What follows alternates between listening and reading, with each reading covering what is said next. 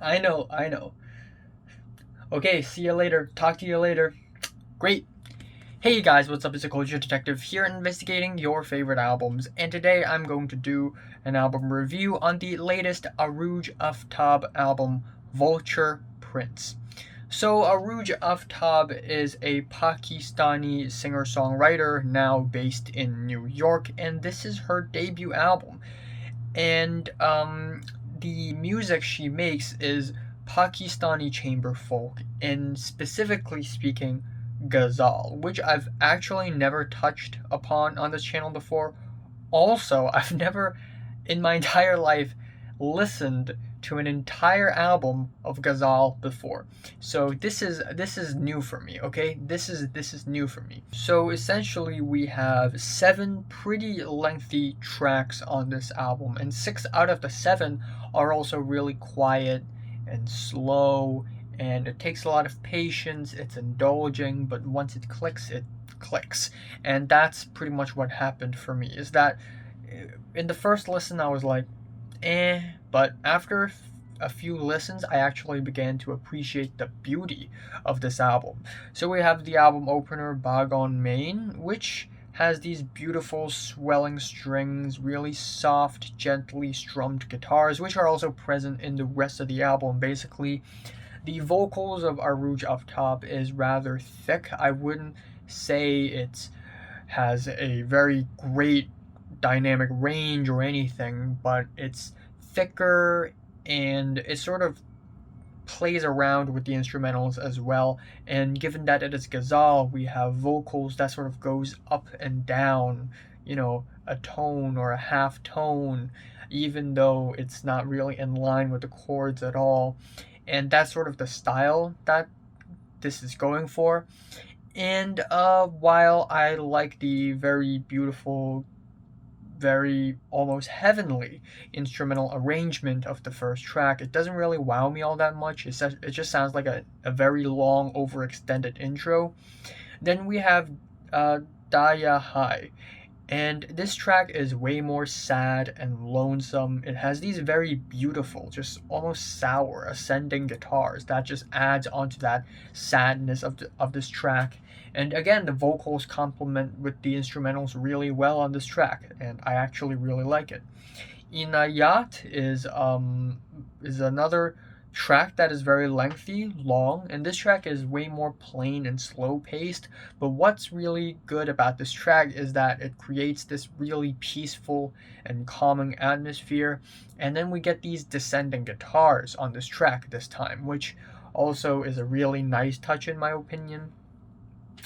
Then we have the track Last Night, which is where things started to get a little freaky, where when I said this album, like 6 out of 7 tracks on this album is very slow and quiet, well, that there's this other song, and that is called Last Night, where for some reason it's this really strange instrumental detour where Arooj Aftab essentially tries some chamber jazz with these plucky bass and these slow drums, and it's just a really weird instrumental and genre detour on this album. And while this is actually a pretty good idea, and I like it when albums suddenly randomly throw weird things at me, but for some reason it just sticks out like a sore thumb. And again, this is not a bad idea at all, but the vocals on this track is really scant, and there's a lot of empty space in this track. And given the somewhat seductive and also nocturnal vibe of this track, the amount of empty space is just not complemented with the rest of the album that well, leaving an awkward hole in the track list. So yeah, the instrumentals is also very stagnant on this track. It just sort of meanders around, especially towards the end. So definitely not one of the highlights on the album, but the rest of the album is also pretty great. We have Mohabaat, which is very blissful and sweet, and we got these really soft and gentle pianos, which are contrasted with the very smooth, runny, watery strings that are sort of finger plucked. and it's really beautiful, and it's definitely one of the more structurally solid tracks on the album. On the opposite end of that, we have the softest, quietest track on the entire album, Saans Low.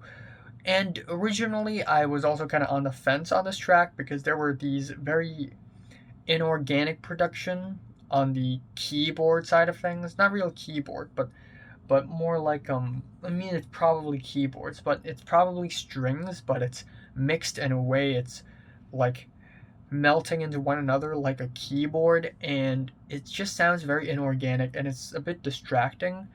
But overall, I still think it's a really beautiful track. And the album ends off with Suroor, which is easily my favorite track off of the entire album. It's also easily one of the stickiest tracks on the entire album, in that this track is very compelling. It keeps moving forwards again and again and again, on and on and on and on. These guitars, they just keep pushing forward, and they're not very peaceful or quiet at all. In fact, they're very riveting, and they're very intriguing. It's almost like when I'm listening to this track, I feel like I'm packing my bags and I'm about to embark on an unbelievable journey to find a treasure. You know, it's I really really like this track, and so I'm really happy that the album ends off on a really strong note. So yeah, also apparently she's like a film score and like film score composer, and she's been writing music for a while, but this is only her debut album and she still has a lot to improve upon. But still, as far as debut albums goes, this is pretty good, and I'm gonna leave it at that. My favorite track here is Suroor, and my least favorite is Last Night. I'm giving Arooj Aftab Vulture Prince a strong 7 to a light 8 out of 10. So, have you listened to the latest Arooj Aftab? From 1 to 10, how much did you rate it? Like it, and subscribe if you want more, and thanks for watching. I know I haven't touched upon the lyrics at all, and finding lyrics for this album is particularly hard for some reason. Like, it's just not famous enough, not popular enough for people to actually translate the lyrics. I'm sorry.